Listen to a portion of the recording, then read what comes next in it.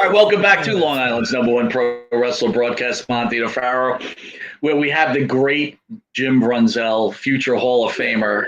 We're going a little ghetto, Jim, and I appreciate you joining us. Like we told on the first show, our producer of many years has resigned as he got another job, and the studio couldn't get me a fill-in in time. So, as everybody knows, Jimmy's in Florida. I'm here in my man cave in New York. I'll be back in studio next week.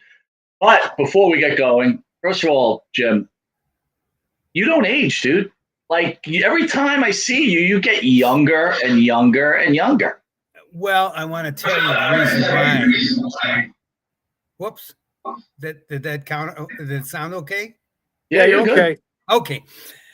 The reason why is because I've taken supplements for probably 50 years, and I take probably 24 capsules a day.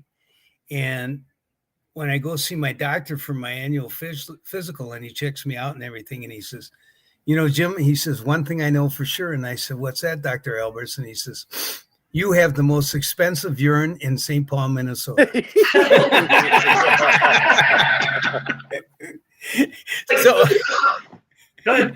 So that's, you know, I have a friend who's been helping me for 20 some years. He's a very good nutritionalist, and he was a former power lifter, and he knows everything, you know, what to take and this and that. And I had a little about with atrial fibrillation, and so there's no more stimulants in my life, so I have to be very careful about that. And I had a couple deals where my heart went up to 158 heartbeat, and they had to jumpstart my heart a couple times. And so I just said, you know, I no more rock star and no more cocaine. So I'm just kidding. Okay, now my wife said, don't say that.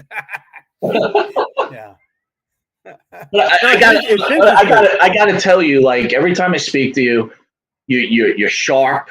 You look good.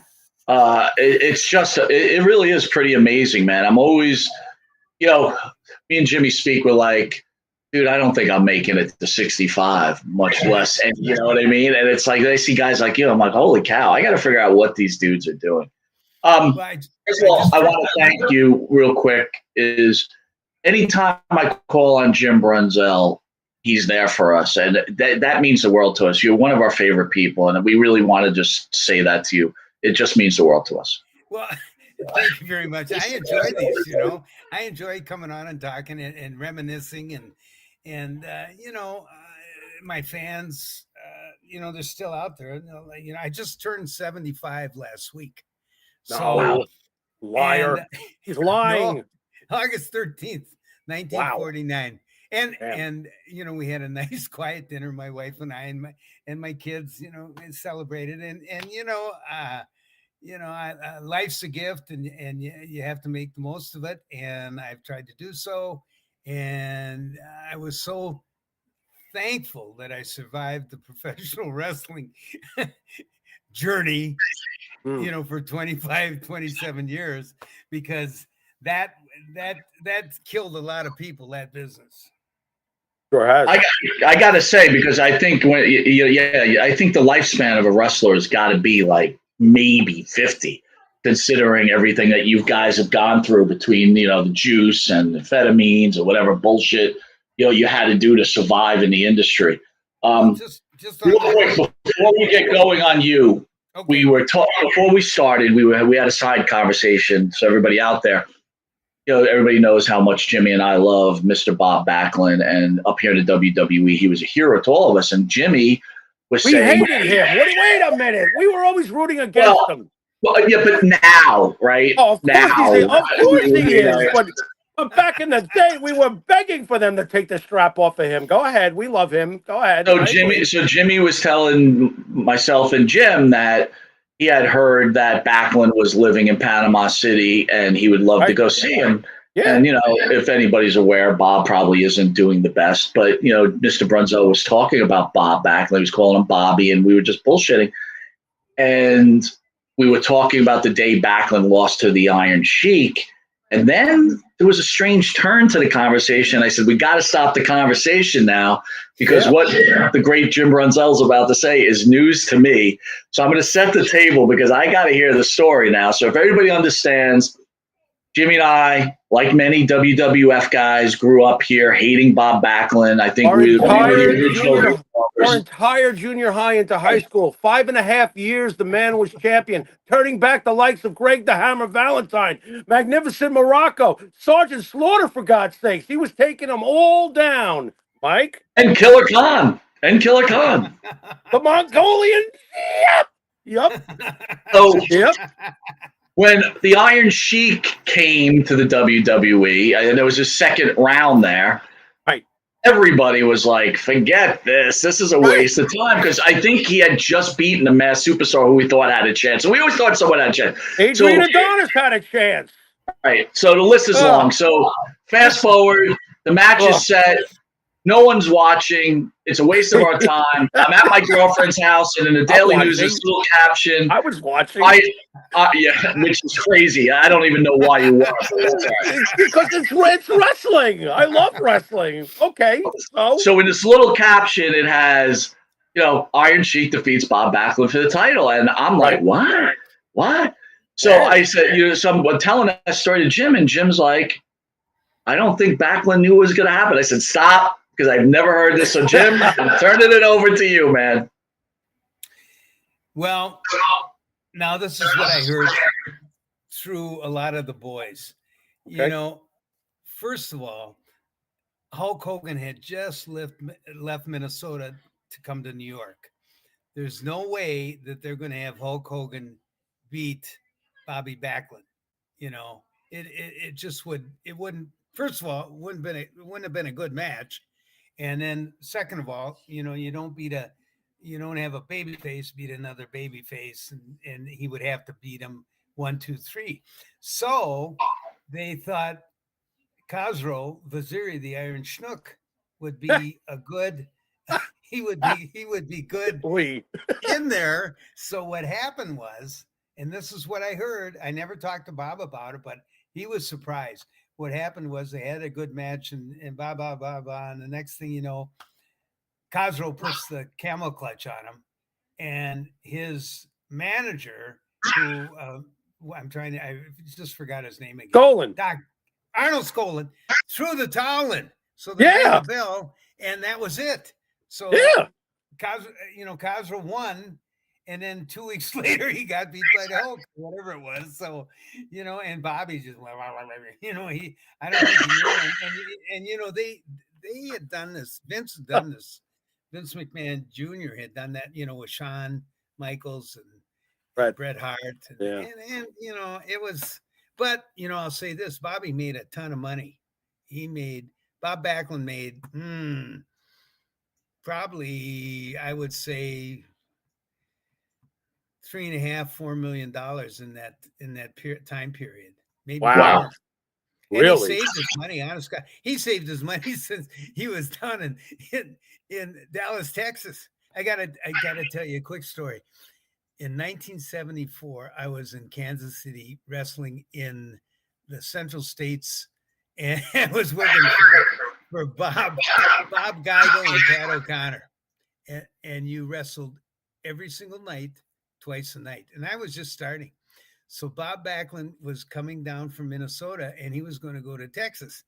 So he wrestled in Kansas City and he said, Jim, do you think I can stay with you at your apartment? And I says, Bob, I got a 1-bedroom efficiency and I got 2 double air mattresses and I will be glad to blow one up for you. So he says, okay. So we had some matches in Kansas City.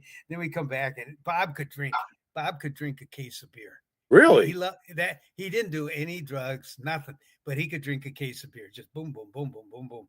So I blow the double bed up. I'm in the one side of the room and he's in the other. And in the morning he got up and he says, Jim, he says, that got air mattress. He says, had a hole in it. He said, I slept on the floor all night. So he had to get up in the morning and drive to Dallas. Oh, and I felt so bad, but I didn't know that it had a hole in it, because I had very seldom any guests. But I got to tell you another thing too. When I first went into WWE, it was June 26, 1985. They flew me in, and I came in and went into Poughkeepsie, and that's where they did their TV. So Gene Okerlund, who I'd known from the AWA for a long time, and a great interview and a great guy. So he was going to do an interview with me, just a normal babyface interview to, start out my run in WWE. So he's asking me questions, and I there's no braggadocio with me, and I'm an athlete type wrestler and everything. And as I got done with the interview, as I walk away, I hear Vince McMahon says, "Oh God, we got another Backlund here." And he said that, and I looked, and I thought, "Holy Christ!" I said, "That's a great way to start the relationship." Was that like the curse of death? Like, oh no. And I almost turned around and said, "Well, if I can have the strap for 5 years, it won't be bad." That's right. Yeah, give me that $4 million. I'll be. I got to ask you now that you're talking with Backlund's drinking all his beer. Did you ever experience Backlund drunk? Like, what is a drunk Bob Backlund like? He was a happy drunk. Really? He was. Okay. He never got violent. He never got. He was just laugh, and he just sort of. It was good. And he drank a case of beer. Let me ask you this: being from the AWA and Backlund's into WWF, again, there's no internet, obviously, and is the word over? Like, I can't believe they're using him as their champion, or was it like that guy's really great? I mean, what were the other wrestlers saying about that? Well, it was early on in the WWE, Mike, and the deal was, Bob Backlund had all the credentials. I mean, he was, a national champion in Division, 1 or 2, North Dakota. He was a bona fide wrestling phenomenon. He was, and he was good. And I think most of the guys in the business realized that, if somebody's got those credentials and he can speak a little bit, on the microphone, and he can draw money, well, let's go with it. And I thought he did a good job. And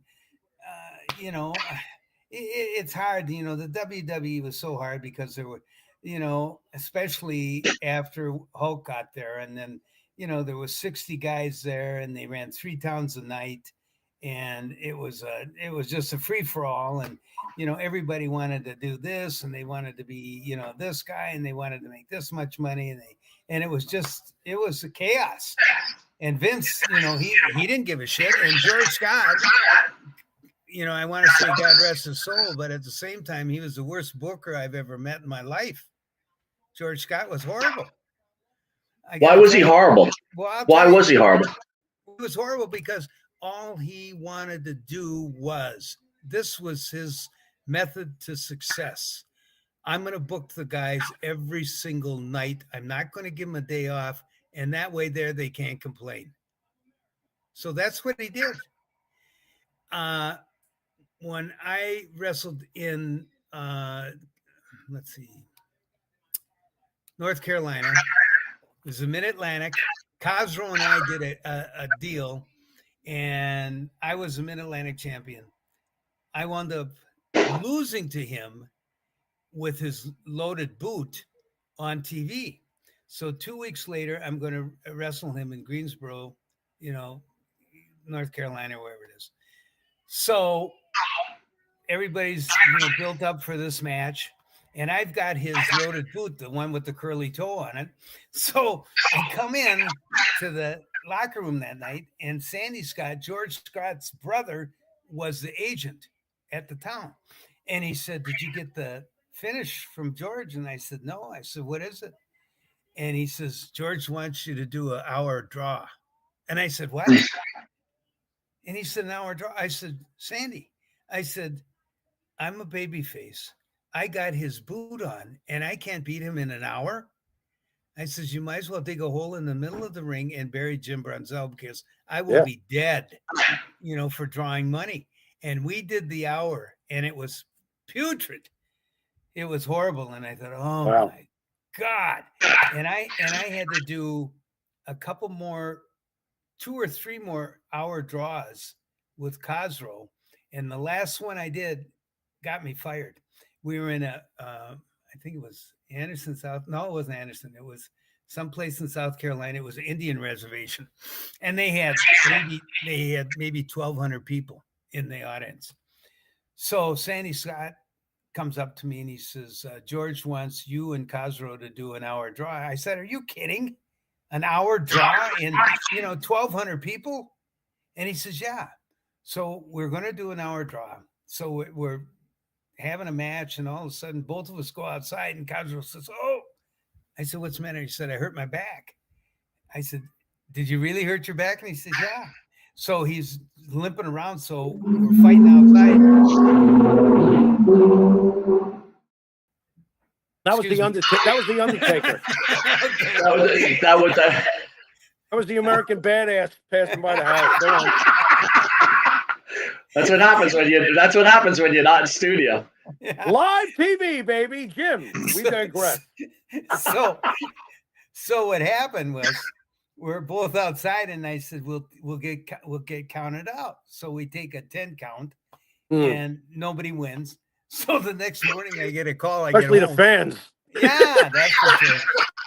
So, well, they're lucky they only saw 40 minutes. The last 20 minutes would have really been horrible. Oh, boy. So, next morning I get a call from George Scott's secretary, and they said, Jim, George wants to talk to you. Can you come in the office? So I go into the office, and he says to me, he said, Jimmy, he says, weren't you supposed to do an hour last night? And I said, yeah. I said, I was going to do an hour. I said, but Cosro said he hurt his back. And he said, no, he didn't. He told me he didn't hurt his back. Oh, so here we go. He fired me that day. George Scott did. He said, I got to let you go. And I said, George, I said, thank you. I said, because I can't wait to get the hell out of here. I said, did you give a little call? Did you give a little phone call to Sheiky, baby? You know what? That I talked to Sheik. And then we had to work with him in New York. And then nobody trusted him, and right. God bless him and God rest his soul. He was so bad off in chemical addiction. It was unbelievable. I mean, he drank a case of beer a day, smoked 2 or 3 joints, and he'd do an 8-ball of coke a day. And lived till 80, right? Yeah. And go figure. I say, Jesus, Cosro, please. And he lost his. How about when him and Duggan got stuck going to Asbury Park, New Jersey? They're working against each other, and they're driving together, and they're speeding, and they get stopped, and they got an 8-ball of coke. Yeah, Jim. By the way, Jim, we had the cop that arrested them on the show. We listened to the story.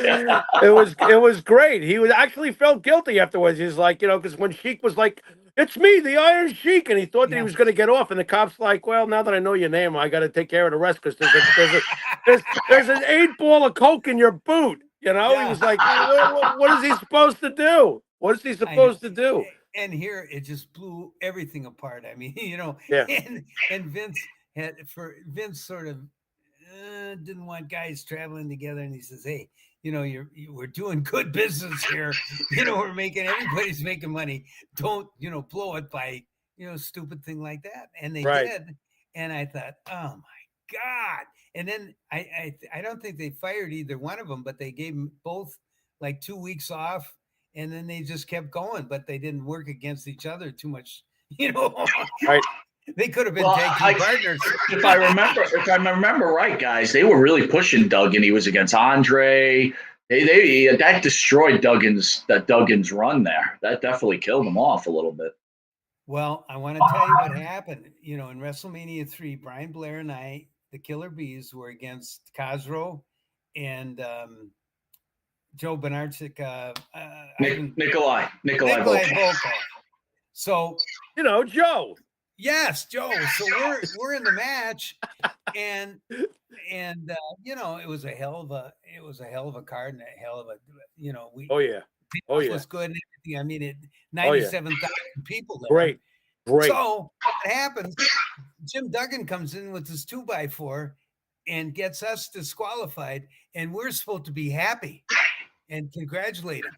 And I thought, you got to be kidding me. We had him beat 3 times. They jumped in and out and fouled us. And then Duggan comes in, with the and we're supposed to say, oh, God dang, Jimmy, thank you so much. And I thought, wait, I got to ask a question now that you bring it up. Okay. Who got paid more, the Killer Bees or Hacksaw Jim Duggan for that match?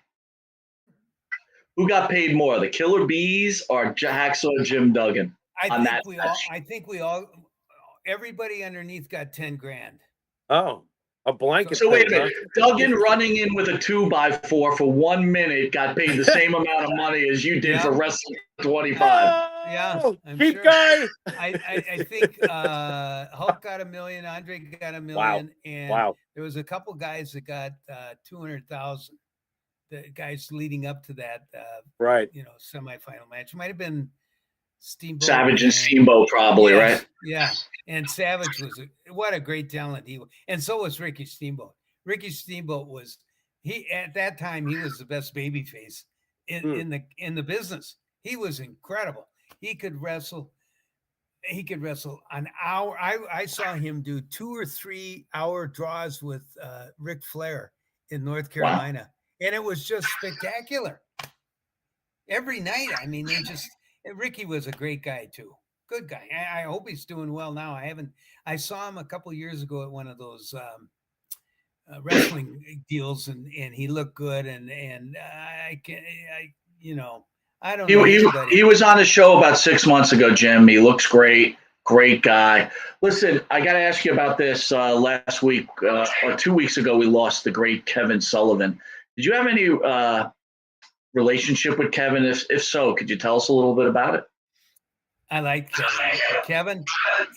When I was leaving North Carolina, I was booked in Atlanta the last 6 weeks, and Kevin was there, and he was such a character. And I mean, the drugs were pretty rampant in Atlanta, and Kevin's a great guy and a very good worker, and we got along very well. And I'm trying to think of some of the other guys they had there, but I remember coming in there and working 4 or 5, 6 days in a row, and then I had a couple days off, and then I worked 2 more weeks, and then I left. But it was funny because they had about 3 different bookers, so nobody knew what the hell was going on. I mean, they had Ole Anderson, and they had another guy, I think of it, and then Barnett was the the head guy there, and I remember him calling me to his office, and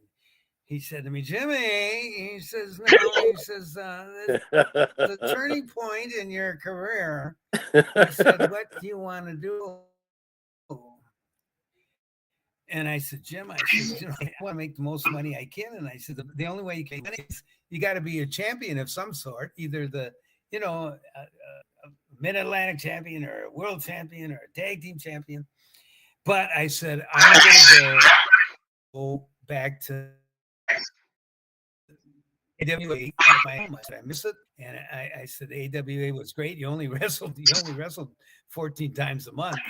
So he said, Jimmy, he says, if you go back to Daddy Vern, he said, you will be the biggest mistake in your career.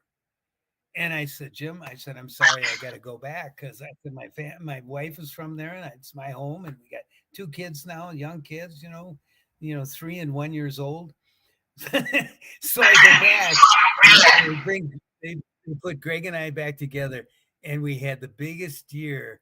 They had us go against Jesse and Adrian for the, they were the East-West connection, and they gave us the belts. And I made almost $87,000, and that was the biggest year of my career. So the next time I saw Barnett, he was in New York, and he said, "Oh, Jim, now you come to New York, huh?" And I said, "Yes, Jim." I said, "I just want to tell you one thing." And he says, "What's that?" And I said, "I made the best move ever going back to Minneapolis because I made the most money I ever made in the career." And he says, "Oh boy," and he walked away. Look, I got to ask you this: that you brought up Barnett, right? So again, we're just fans, but you hear the stories. We love Tommy Rich and stuff like that.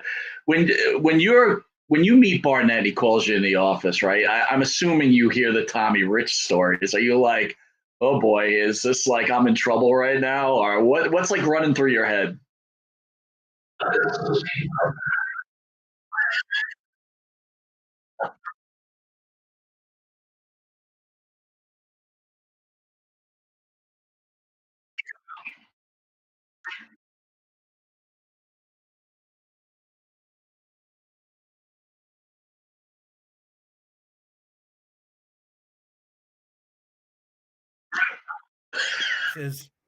He says he closed his eyes when I kissed him. Oh, And he was joking. Yeah, it was so much fun. But I mean, Barnett was a crazy guy, God. And he was the luckiest man because I don't think he knew anything what he was doing, but he had a lot of talent with him, and then he made a fortune in Australia, a fortune. I mean, he brought guys in there and they were making hundreds of thousands of dollars a month, and it was just, and then then he winds up working in New York, and I thought, holy Jesus, ay ay ay. Well, you think about it, that was maybe one of McMahon's smartest moves, taking him up there, right? That kind of helped him out get going with the whole thing. Listen, before we keep going, I want to hit a news article. I need you to weigh in. Jesse Ventura, your friend and mine, endorses Kamala Harris, speaks out against Trump as a draft dodger, and rips into Hulk Hogan for ratting him out as he tried to start a union. Thoughts on Jesse's take on this upcoming election, Jim? Well, I don't want to get really into the politics, but I agree with them. And the reason why is because I remember in 1986, we did a shot at Trump's casino. We had WrestleMania there, and we were there the whole week. And it was a free for all, and Vince McMahon wanted to be part of the show, so he did a song and dance, and I couldn't believe it. Bobby Heenan and I were sitting together in the audience, and I think it was, Vince had a song, was "Don't Mess With Me" or something like that, and he did a song and dance. And when he did it, I started laughing so damn hard. And I looked at Bobby and I said, "Can you believe it?" I said, "This guy is our fucking boss," And Bobby started laughing uncontrollably. But the deal about Trump was his wife Ivanka was there, his first wife. She was so nice. I think there was 20 of us wrestlers that wrestled on the card that, at his casino. She walked down the line and shook all of our hands and thanked us for being there. Well, Mr. Bone Spurs comes by. He has three bodyguards on each side, and he wouldn't shake our hand. He just said, like, "Thanks for coming. Jimmy, we're gonna make a lot of money." Yes. You jump too much. Little too much jumping. Little too much on the jump. Little too much on the jump. That's great. All right, so let me get this straight, though. Mike, I hate to do this, and I know he doesn't want to talk politics, but you agree with Jesse because Trump was mean to you? I just want to, you can say yes, you can say no, you can say shut up, Pharaoh. I'll accept all three. No, but you look at the past. You look at the past. You look what he's done. He's the most litigated person in this world. He from the time he was 30 until the time he was 60, he had 3,000 litigations against him in New York. He was a defendant.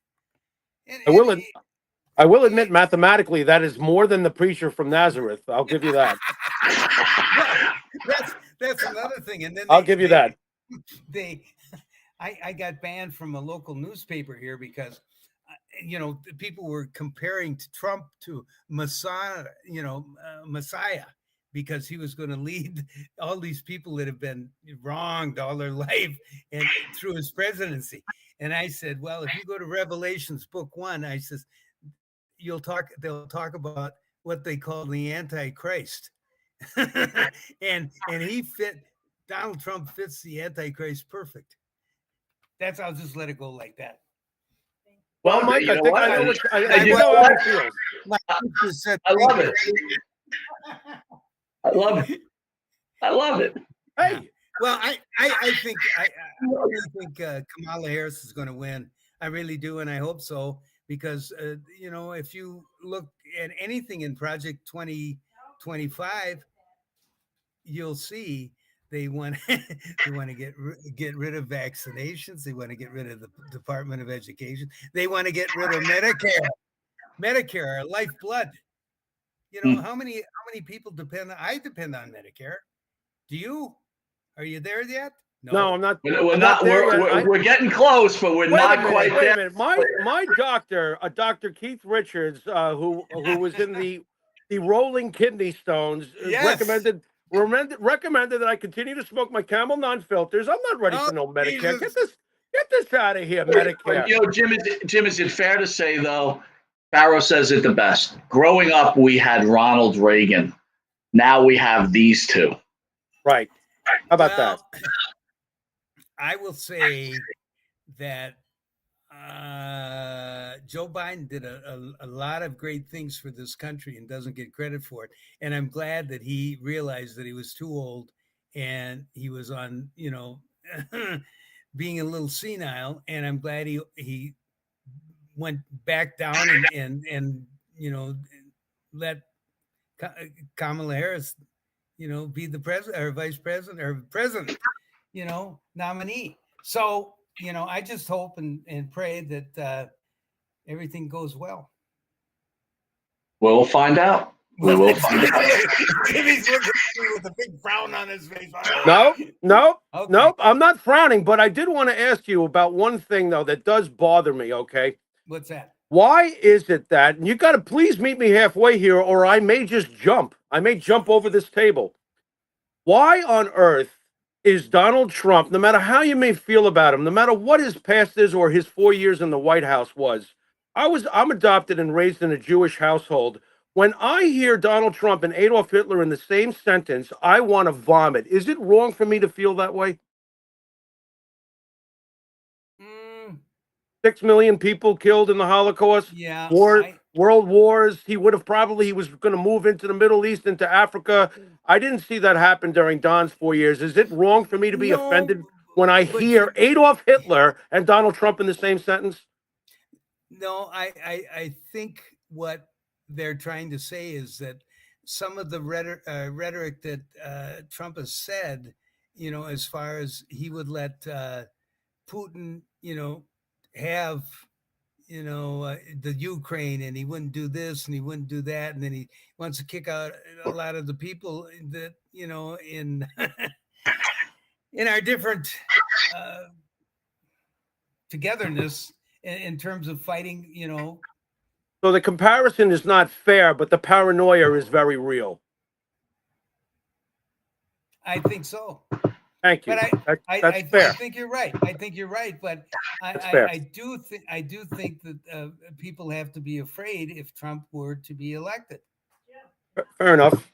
My wife just said that's enough. So she turned the lights on me. She turned the lights off. She's mad at you. Don't talk.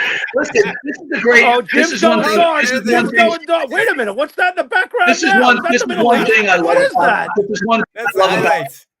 This is one thing I love about this country, and I love about the people. When you can have an intelligent conversation without anybody screaming at each other or trying to embarrass each other, that's the most important part, right? Because the one thing I would say, whether you're on Trump's side or not on Trump's side, the fact of the matter is, when he was president for the 4 years, people who never gave a shit about politics all of a sudden gave a shit about That's politics. That's And true. that meant something. At least people cared. All I know is this, and before we'll continue on, I'll just make this statement. No matter who you're voting for, they really don't give a shit about you or Jim Brunzell. And that's the facts. So it's like just try to get whatever you can from it, and let's hope we live our best lives. Jimmy, take it from here, buddy. Amen. Absolutely. All right, let's switch gears. Wow, talk about making a sharp right-hand turn. We've had Greg Gagne on. We've had Brian Blair on the show. We love both of them. It was awesome to finally get Greg on recently on Monte the Pharaoh. You guys can look that up in the library. But both of them have said that they think they're teaming. Their one common bond is you, obviously. They're teaming with you, their version, whether it was Killer Bees or High Flyers, their version should be in the Hall of Fame. So I'm going to put you on the spot. You have to choose one of the two. Which one of the two does Jumpin' Jim Brunzell pick between the choice of Gagne with the Bees, with the High Flyers, or Blair with the Bees? What do you say? Jimmy, I'll tell you, it was very hard. It was a different situation with each teammate. When I wrestled in the AWA with Greg, you couldn't have a bad match. We had great talent to work with, and we made them look good. They made us look good, and consequently, we had 5-6 years of tremendous following and making money. Then, when Brian and I get to the WWE, nobody wanted to put anybody over or sell for him because they were afraid they would look bad. So it was like it was like going to the dentist without Novocaine and getting 2 teeth pulled every time you worked in the WWE. So it was hard. Brian and I should be in the WWE Hall of Fame, and I will say this, it's my fault that we're not, because Vince McMahon and I never got along. I didn't like him one bit. I made it known to him that, we sued him for $100,000 and we won because he in our original contract, we were supposed to get 25% of the gross from outside income. And this was the first dolls that they came out with, the action figures. Okay. He paid us 8% of the net instead of 25% of the gross. He owed, there was probably 12 guys he owed hundreds of thousands of dollars to. Well, Jim, let me ask this question though. What's more important, $100,000 or being in the Fugazi Hall of Fame? Which one do you choose? Well, I take $100,000, and that's what I told Brian. But Brian says, for some reason or other, Brian thinks, God, the Hall of Fame. I says, well, we'd be going in with? We'd be going in with Liberace, and then Mike Tyson, and Muhammad Ali, and then Corey Wilson. But to be not joking around anymore. Me and Jimmy were speaking about this. You're one of the greats in the profession, and obviously it's about making money. But at the end of the road, you do want to be recognized in something like that as being one of the all-time greats. I do understand that. Would you agree? I agree. I don't think the WWE is a great account of that, because, like I said, they gave people that never wrestled. Yeah, the Rock and Roll Express were good, but they never wrestled in the WWE. Right. And they get there, and it just I don't know. It's just something. Brian and I and Greg and I are also in the Iowa Pro Wrestling Hall of Fame. Dan Gable, and it's Lou Thez and George Tragos. And then we're in the Canadian Hall of Fame. We're in the Cauliflower Alley Hall of Fame. And actually, the only other thing that means anything is the WWE. And the reason why it does is because they pay you $10,000. They give you $10,000, and then they fly you in, and they make a big deal, and you give a speech, and blah blah blah. So yeah, unless your name is Wahoo McDaniel or Bruiser Brody. Yeah, that's right. And they slip you in. Then they slip you in through the back door and don't notify any of the families. Oh, I know it. Guys, I got to slip in a question from a fan. Yeah. Phil DeCesare, he's asking out there. He's putting you on the spot, Jim. So I don't, this is a tough one. He says, Jim, why didn't you answer the letter I sent you when I was 12 years old, 5'3", 120 pounds, when I wanted to be a wrestler? How come you didn't answer his letter? Oh my God, Phil! What the hell, Mr. President? Well, here's the deal. I forgot most of what happened yesterday, and that must have been years ago. But it's funny. I answer a lot of letters that I get. Wow, weekly. You crushed Phil's hopes and dreams. What's going on here, Mike? Here's the deal. What bothers me the most is I get fans who write me, a nice letter, and then they say, "Can you please send me an autographed picture?" But then they don't send a return address with an envelope on it. And then I give them, I wind up sending them a postcard. That cost me 55 cents, and then and then some of them will send me, those cards, just a blank card, and they want me to sign it, and then they put it on all your pictures and sell the pictures. Yes, right. There you go. I said I never signed those cards. Sorry, I said. By the way, when we're in studio and on the table is your book, which I love. I've read it twice. You did such a wonderful job with that. It is a great book. All right, listen, Jim. Here's the thing. I've been waiting for a long time, right? And here we go. Vince McMahon, in a lot of trouble. I need to know what Jim Brunzell thinks with the whole Janelle Grant thing and everything that was going on with Vince McMahon and his release from TKO. What are your thoughts on that entire situation? Well, I'm just going to say what I said to Hulk Hogan years ago when there was some scuttlebutt about Vince trolling for young boys in a certain locale in New York. And I heard about it, and I said to Hulk, I said, Jesus, I says, Terry, I says, is this true? He says, I can't believe it. And Terry Bollea told me, he said, Jim, he said, Vince McMahon is capable of anything and everything. And then that's the way he left it. So that's the way I'm going to leave it with you.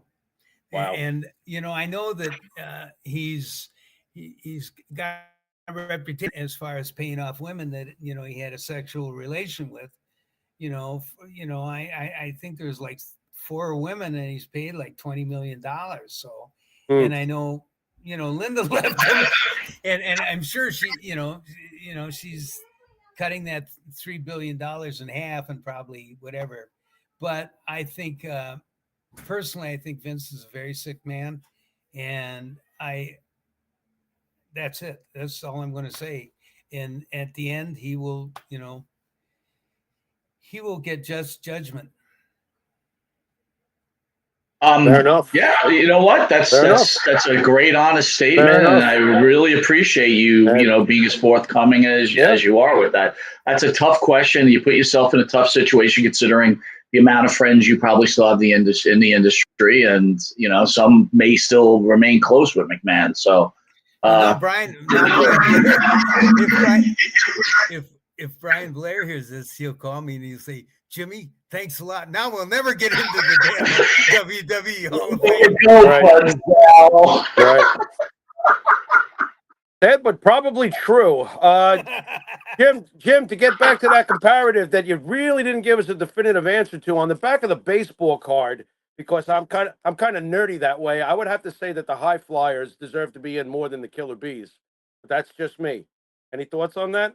Well, I just want to say, even though Brian Blair and I did win a world championship with the American Federation Wrestling, whatever it was, back in the late 80s, early 90s. But, Greg and I were twice AWA World Tag Team Champions, and we had some incredible talent. I mean, you look at those guys, Ray Stevens, Pat Patterson, Nick Bockwinkel, Bobby Heenan, Jack Lanza, Bobby Duncombe. I mean, Ken Patera, Adnan El Casey. I mean, the Crusher, Mad Dog Vachon, who said to me one time, he just walked up to me during TV, Maurice Vachon, and he looked at me and he says, "You know, Jimmy," he says, "there's nothing worse than a human bite." And then he walked away. All right, Jim. Another hard right turn. Here we go again. It's an uncomfortable question, uncomfortable subject. But on this channel for years now, we've had to deal with the opinion from certain fans that Chris Benoit did not do these murders, that he's innocent. We even had the unfortunate experience of having to deal with, just as Kevin had passed away, people still writing comments on our channel and on our pages about how Kevin did it. Is there anything you'd like to say to these wrestling fans who have this sort of opinion on the Benoit murders, which obviously my partner and I feel that he was a piece of shit at the end of the day that killed his family, but that's our opinion. What's yours? Well, to be honest with you, I never met Chris Benoit. We never met, in any of the territories. It was sad when I heard about that. And when I look back at it and think of it, I think it is just probably a product of the wrestling business. I was good to the wrestling business, and I tried to do everything I could to protect it. And the wrestling business is built on greed and deceit, and a lot of the guys get carried away. And it just so happened in that era when drugs were really prevalent, a lot of guys, there was a lot of suicides, there was, overdoses, and it was just part of this business called professional wrestling. And that's the way I feel I'm so lucky that I survived it, because there was a lot of stuff that I did too. I did a lot, some drugs, and all of us did, the steroids and the cocaine and the painkillers and the sleeping pills. You had to do it because, for 3.5 years, Brian Blair and I, as the Killer Bees, wrestled 27 days a month for 3.5 years. And we went 53 days without a day off. And Khosrow, the Iron Schnook, he went 93 days without a day off. Wow. You cannot work that way and not have it take a toll on your mind and your body. To the point of murder, though. That's where I want to defend the business, believe it or not. Maybe it's just my love for the business. I don't know it the way you do, never would claim to. But for me, I cannot turn around and say, well, it's the business, when a man decides that he's going to murder his family. Well, I agree, but at the same time, what led him to that final act? I mean, was it 25 years of being on the road, taking kicks to the head, right? Abnormal amounts of additives into your body, drugs, painkillers? Jim, I guess my point is, isn't it still a choice? He made a choice at the end of the day. Mick Foley has taken more chair shots than Chris Benoit will ever see. The late New Jack, who probably did expire from all of the painful blows he took in the business, he said it himself. He said, Jimmy, but I think not to interrupt you, Jimmy, but I think the other question I would have for Mr. Brunzell is this: why do wrestling fans? Look, I understand it's your business, and wrestling fans love you like we love you, right? But sure. Why do wrestling fans make excuse for horrific acts? Why do they always look for something else to blame than the actuality of what went on? What is it with the wrestling fan that, when OJ, was arrested, you didn't hear football fans going, that guy ran for 500 yards. He didn't do it. It was somebody else. That's true.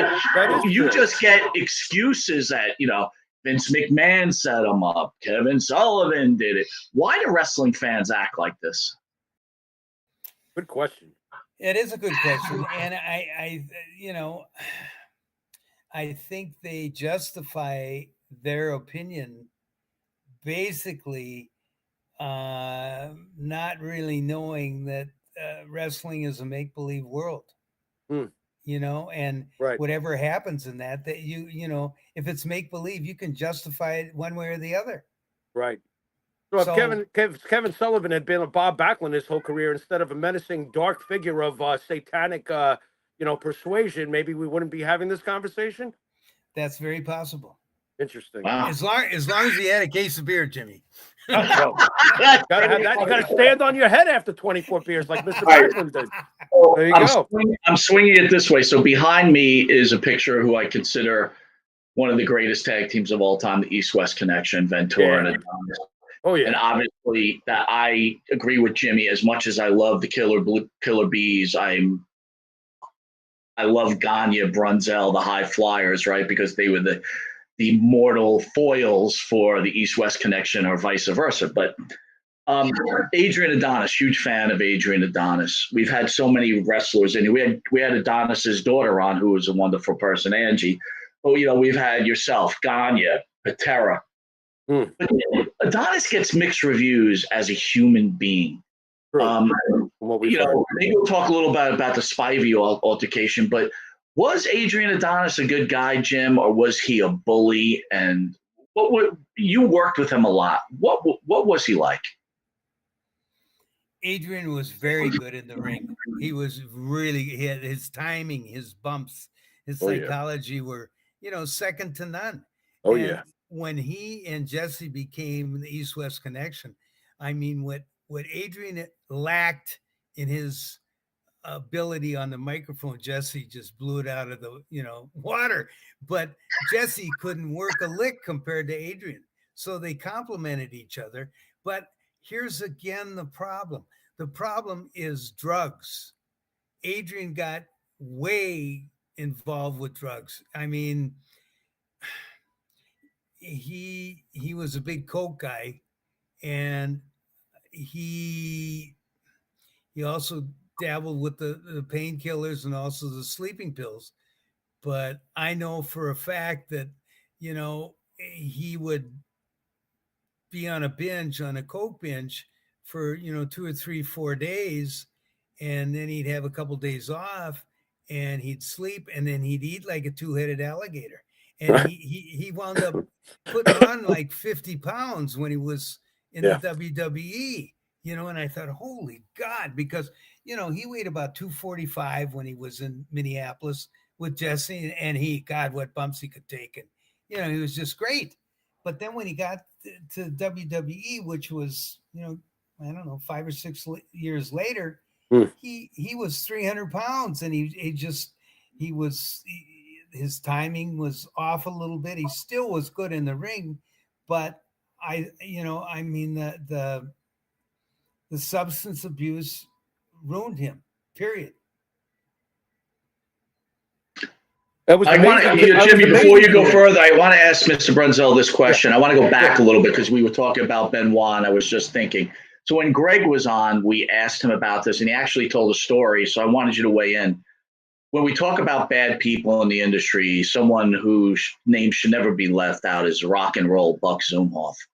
What was your experiences with Buck Zumhofe when he wrestled around you guys in the AWA?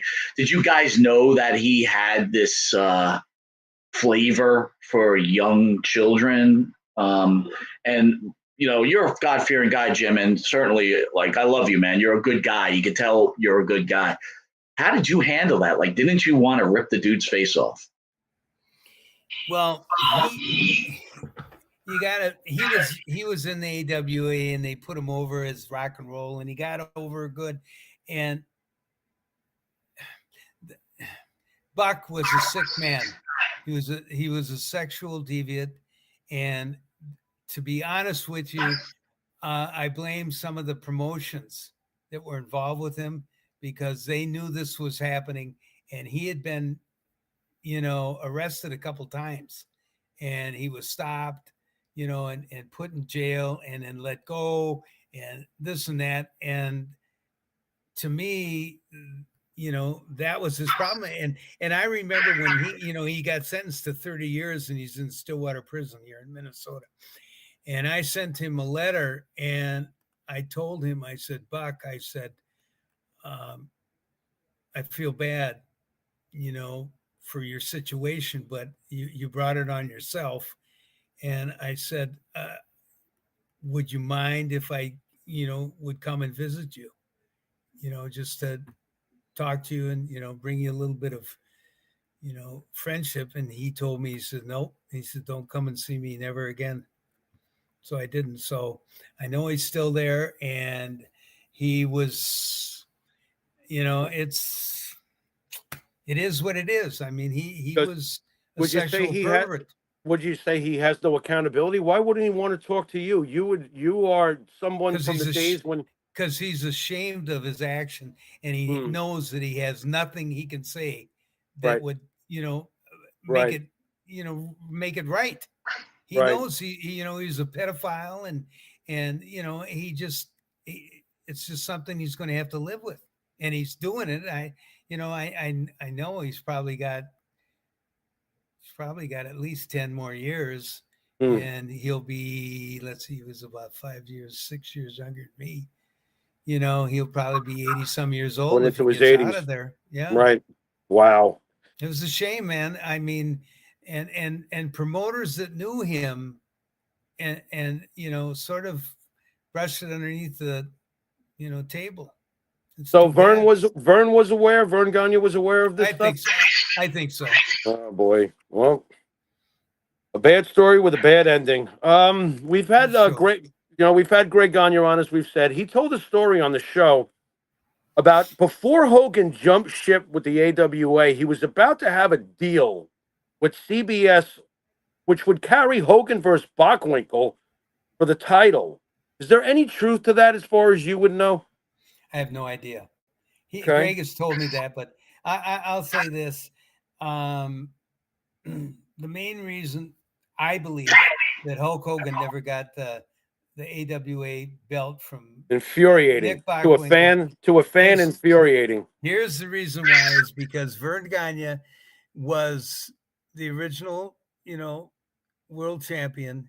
He was a all-American guy. He was a football player. He was a national wrestling champion, Olympic member, and he could not tolerate the fact putting the AWA heavyweight wrestling championship on a bodybuilding guitar player. He just would never do it. He was And that's old yeah, school, old school, and doomed to fail if he could have looked into the looking glass. he would have made millions Yep. of dollars. And if he would have given Terry the belt, the WWE never would have been able to make a Hulkamaniac. I mean, Vince would have never. I mean, Terry was the golden goose. Right. Vince McMahon could not have done what he did without him. He Right. was just boom. Well, Jim, let me ask you this. If Vern had made that move, do you still think Hogan would have jumped anyway? No. You know why? Because Terry loved Minnesota because he only had to work 14 times a month. Right. Right. Right. He loved it here. He said, "I got time off." He says, But, "It's a beautiful." but what about the money Vince obviously had that Vern never had? Do you think that Hogan would have been like, the belt's more important than the easy schedule than the money? Well, I don't know. I think that remains to be seen. What would have happened? I mean, Right. When Hulk was here and he had great matches with Nick Bockwinkel, I mean, and they set record after Yeah. record after record. Yep. And Vern never made so damn much money. Right. He never made so much money. So I think that the fact that if he thought, well, if Hulk Hogan's got the world championship, my belt, it would kill his ego. And that's what he was thinking of. I know it. Let me ask you this, Jim. Whoops. Why didn't Vern? Here you are. You were a great athlete. Greg was a great athlete. How come Vern never put the belt on either one of you? Yeah. Why a 45-year-old Nick Bockwinkel instead of some up and comers like yourselves? Well, I know my own idea on that is the fact that he would never. I had 3 1-hour draws with Nick Bockwinkel in Winnipeg, St. Paul, and Denver, and they were tremendous matches. Honest to God, they were. And I mean, he beat the shit out of me, and I was out of breath. And Nick was 20 years older than me, at least. Right. But I realized I would never get the AWA belt because I was a partner with Greg, and Greg would never get the AWA belt is because, first of all, he only weighed 200 pounds at the most, and he was Vern Gagne's son, Right. so that wouldn't have got over. So it was hard. I tell you, being Greg Gagne, the son of Vern Gagne, was the hardest position for a wrestler to have, because Vern was, there was so many promoters and wrestlers that were jealous of Vern Gagne in that, 60s, 70s, and early 80s. And if Greg would have gone, like Greg hardly left the AWA, we went down to Atlanta, Georgia for 2 weeks and had sensational matches. God, we had great matches. But the fact is, they wouldn't bring us back. And I think it was because Ole Anderson just thought, well, I can't have these guys from Minnesota, outshining us and drawing better than, our homegrown, the Southern boys. And also the fact is they didn't want to deal with Vern. And Vern would demand, like, I want, give him 15 grand a week, and then I want 5 of it, And in reality, we got 2 grand a week, and he probably got 10.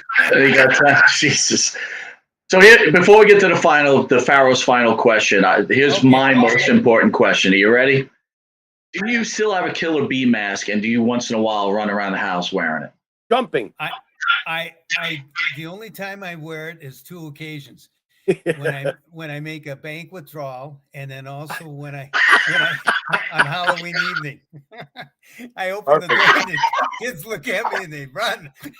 I got my jacket on and my boots on and my mask on, and I go, yeah, but the bank teller goes, "Oh, it's Jim Brunzell again. Hey Jim, how are you?" Can I have your autograph? No, serious question. No. How come Vince, instead of Blair, how come Vince didn't bring Gagne in with you?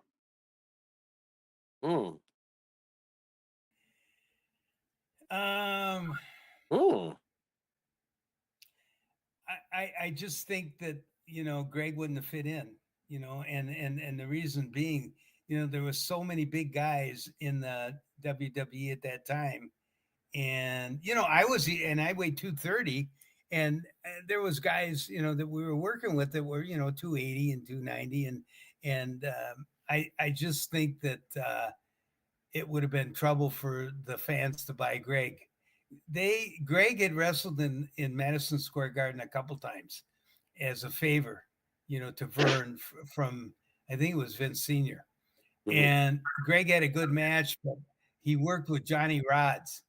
And Johnny Rodz is a little, I don't know if you guys heard about him, but he was sort of a up and down guy in New York back in the, I'd say the middle 70s.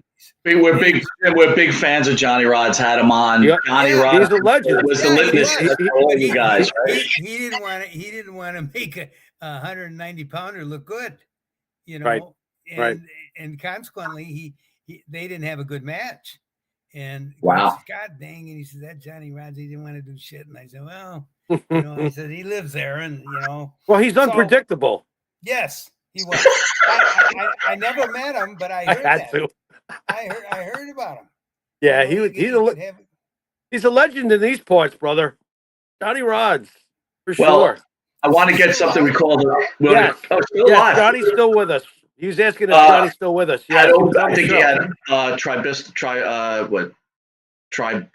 quadruple bypass, triple bypass. Yeah, Johnny's an icon, man. Like all you guys, I got to tell you, it's wrestling is still wonderful, but to me, it's not nearly what it used to be. And what you guys have done, it's amazing. Jim, we're going to hit you with Pharaoh's final question again. How much we appreciate you and your honesty, and you're a pretty incredible human being, and it is always an honor to have you on this show. Jimmy, Pharaoh's final question for Mr. Brunzell. Okay, Mike, you'll like this. It's not a wrestling question, and it's not about which underwear he wears, by the way, Mike. But I know that Jim's a musician. I've heard Jim's stuff. Jim is definitely a serious musician, loves his music. Now, Jim, being that you were born in 1949, there's a comment that was once said to me by a woman that I used to work with, who she's probably not around anymore. This was 20 years ago. She would probably be about 90 at this point. She was still working past her Social Security. She was a hard worker, an old school girl. And she said something that I could never shake. Now, being born in 49, that would make you 14 going on 15. To get to the point, she said to me, because we were talking about life and what it was like back in those days in the 40s, the 50s, the 60s, because she knew. And she said to me that nothing was ever the same. And Pandora's box was ripped wide open when those four lads from Liverpool landed at JFK Airport. So, my question to you is, as a musician, what was it like experiencing the birth of the Beatles in America in 1964?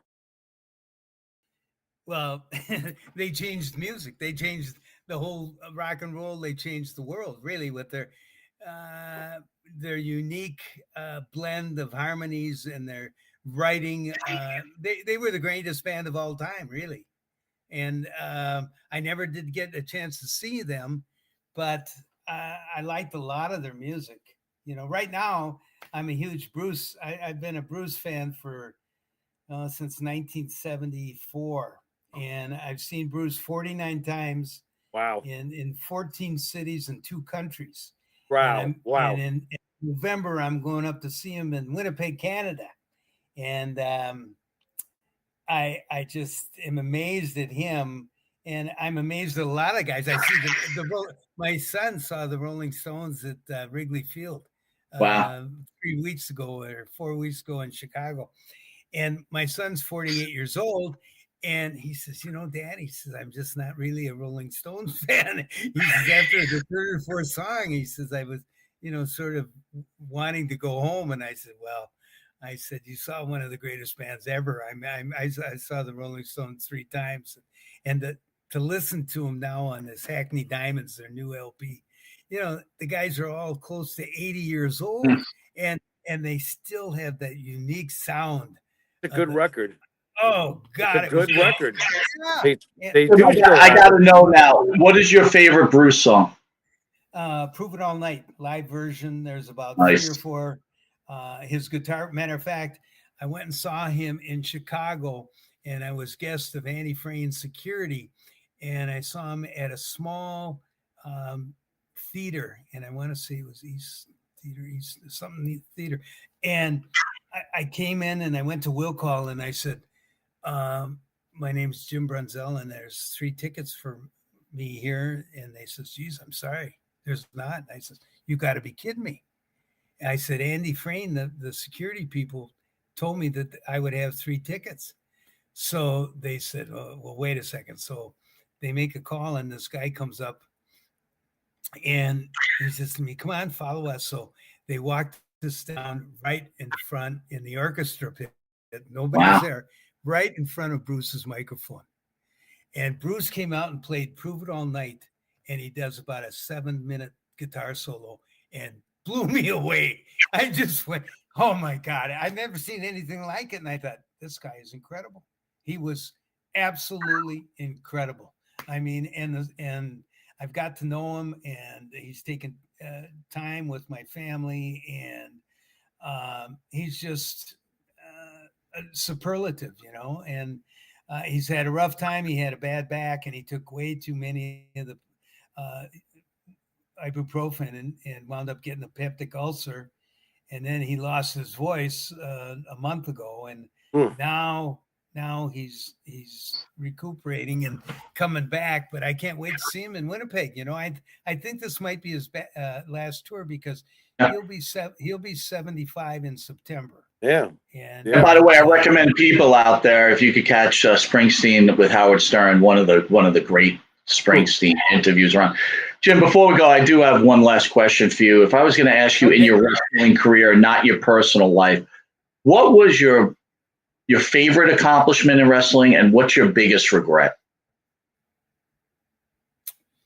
Oh, Well, I think my biggest regret is that I didn't quit wrestling earlier. I should have quit it earlier, and because it was starting to take a toll on my body. I've had 13 surgeries since I left wrestling, and I'm having trouble walking now with my knees. I've got neuropathy from my knees down to my toes. I've had both shoulders replaced, both knees, one hip, elbow. I had a hernia. I had a blood clot taken out of my testicle, and I'm having what they might call early onset a little dementia. So I'm taking vacation for that, and I think the best thing that happened to me in my life and wrestling career was my wife Mary, because she held everything together, when I was gone all the time, and I have two wonderful kids that have been just brilliant. I mean, I couldn't ask for no trouble, no nothing, and I got two grandkids, both soccer players, and one's playing in college in Lake Erie State in Ohio, and he's 19 years old. And the other one, matter of fact, when I came in, I just watched my junior, his name's Becca James, and his name's Babish, and he's 16 years old, and he's captain as a junior on his high school team, and they won 1-1. And I just got back here just in time to eat. I told Mary, I said, God, I got to eat. I hadn't eaten since 12, and then it worked out okay. And I want to thank you guys. I enjoy doing these. It's fun, and it's always good to talk to people that have an interest in wrestling, and the effect that it's had on them, through their life. I mean, wrestling to me is, when I think of the entertainment value and the different division between good and evil, and the good trying to beat the evil, and then the timing that's involved, and the personalities that are involved. You just find that anymore. You look at the AEW and the WWE. Everybody's a badass. Nobody sells. There's no timing involved. There's no storytelling. All it is a boom, boom, boom, boom, boom, boom, false finish, false finish, false finish, high spot, high spot, high spot. Another guy runs in, the boom, they ring the bell, disqualification. Boom, that's it. I can't watch it anymore, and I feel bad because people say, and I've heard this from a lot of people. They say, Jim, wrestling is not what it used to be when you were there. And I agree. And I said, it's morphed into this, and it's morphed into this by the promoters who want to make more money, and they want to cash in on opportunities on, computer games. They have computer games now with wrestling, and they're making money. So they want to do that. And the computer games is bing, bing, bing, bing, bing, bing, bing, bing, bing, bing, bing, boom. I think it's the important part you're saying there, Jim, too, is I think today's wrestler doesn't look at the end of their career and saying, hey, where do I end up at the end of it? Right. They think about the money, where earlier on we spoke about there's an end game. I mean, to be honest with you, when you talked about Brian Blair looking at his life and going, I really want to be in that Hall of Fame. I get it. And I understand your points on it too, but I get it. You want to be recognized for being as great as you are. And again, we try to do the best we can here. People have to remember the Jim Brunzells of the world, because these are the guys that molded this entire billion dollar industry now. And again, people should realize what an honor it is to be able to listen to a great Jim Brunzell sharing his feelings, whether it be on politics, wrestling, religion. This guy is gold, just as the rest of them. So again, I think we opened up, and we'll say it again, Jim. You are a treasure to wrestling. You're a treasure to the world, and we consider you a friend. And all we could say is thank you for all you've done for us and wrestling fans. Well, I appreciate the time you gave me, and I appreciate your love of this business. And I did love the business, even though I figured I survived it, it was a hard business. It was a very demanding as far as, your family. And like I say, I survived it. And, I thank the good Lord every day that, I'm upright. And, I wish peace and happiness to everybody. Jimmy Farrow, send us out. Thank you again, Mr. Brunzell. Thank you. You've been watching Monte and the Pharaoh with Jumpin' Jim Brunzell. And until next week, later. Later.